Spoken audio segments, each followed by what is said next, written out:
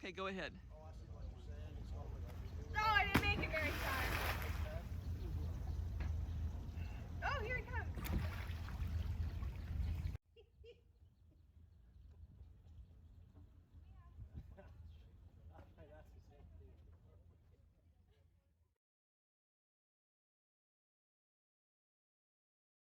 So I just want to talk about two kind of modern man overboard poles, the pros and cons of each of them. First one I'll talk about is this. This is a Plastimo man overboard pole.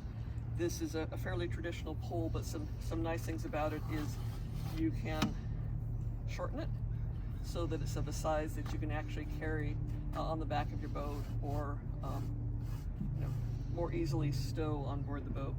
At the top of it, it has this Oscar flag. Oscar is the flag for man overboard. Now, that's two things. Number one, it's easier to see. Number two, people who know what the Oscar flag mean will recognize that it means man overboard. There's a lot of people out there who won't know what the flag is, but for those who do, it's helpful. It's got a lanyard. You throw it overboard at night so that there's light, because if you don't have a man overboard pole that's lit at night, you'll lose the pole as well as the person. Obviously the person is more important unless you're just practicing with the pole, and then it's expensive to lose either one. It's got a float here. The pole itself is fiberglass. It's got a polypropylene line here. The polypropylene line would be for tying onto a life ring or a horseshoe ring to throw both to the victim so that they could grab onto the life ring or the horseshoe ring to give them some flotation. So one of the nice things about a man overboard pole like this is there's not really any maintenance involved. You know, you might want to wash it off once in a while so that it doesn't get mildewy, but pretty much it's going to last a long time with very little maintenance other than potentially replacing the light or the silent stick that you have there. So that's the Plastimo man overboard pole.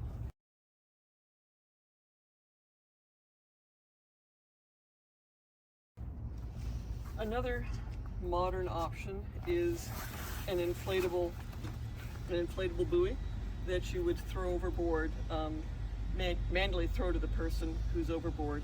When would you use this? Well, let's imagine there's a situation where it's very windy.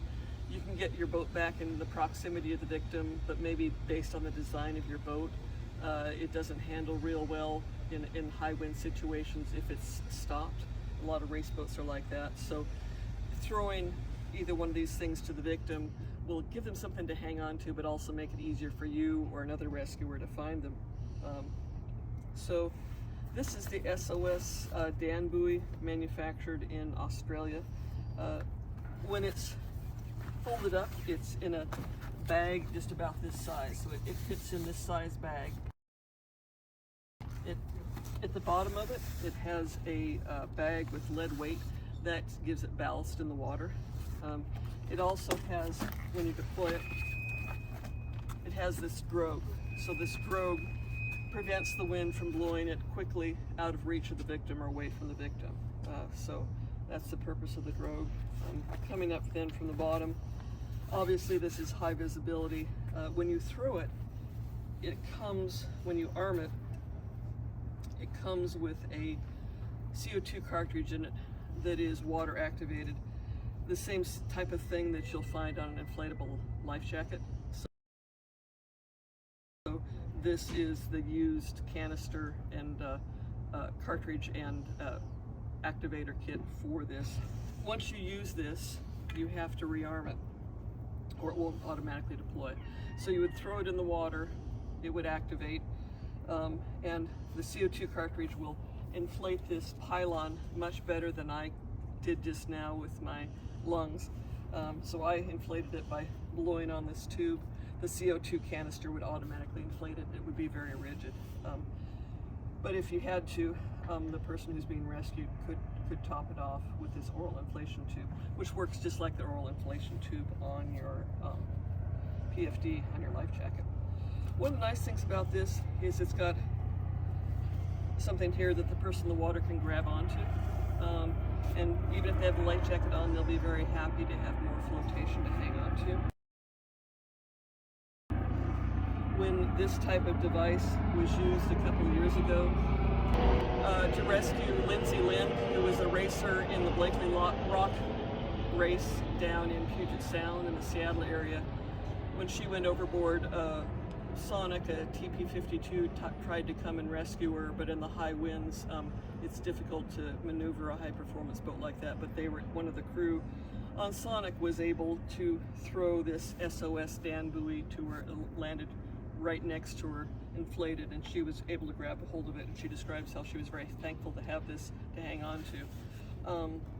In that situation, what happened while Sonic was maneuvering to come back to her, another race boat saw this strange thing in the water, had no idea what it was. I believe it was a husband and wife, and as I recall, they said, "What is that funny yellow thing in the water?" "I don't know, let's go over and take a look." They sailed over to this funny yellow pylon in the water, not realizing until they got close that there was a crew overboard attached to it. And they're the people who actually rescued Lindsay Lind. So that, again, that's the advantage of this type of thing, is even if the boat that loses the person overboard is not able to rescue them, you've got something with a lot of high visibility that might attract the attention of another boat to rescue her.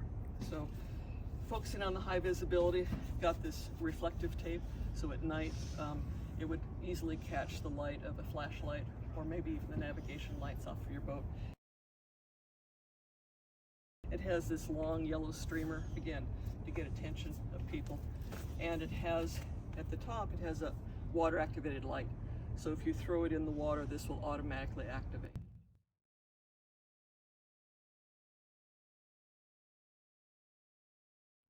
And so that too will help draw attention and visibility, either for the boat that it came off of or the person who's being rescued. Again, the downside of this is that the rearming. You have to rearm it every time you use it, and so there's a cost of about $40 to rearm it every time you use it, unless you choose to orally inflate it, which probably wouldn't make sense in the event of a real man overboard to be trying to puff it up.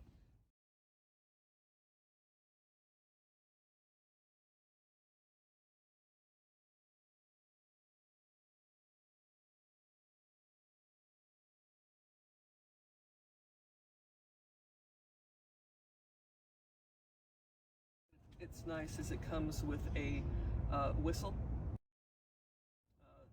that the person in the water can also blow on, and that's great to get attention of another boat. You know, you get attention with the whistle, also especially at night. Again, at night, anything that you can do to help locate where the victim is helpful, especially if they don't have lights, automatically activated lights, or any sort of light on their life jacket or the PFD. Or God forbid, if they're not wearing a PFD, then the race is really on to get back to them.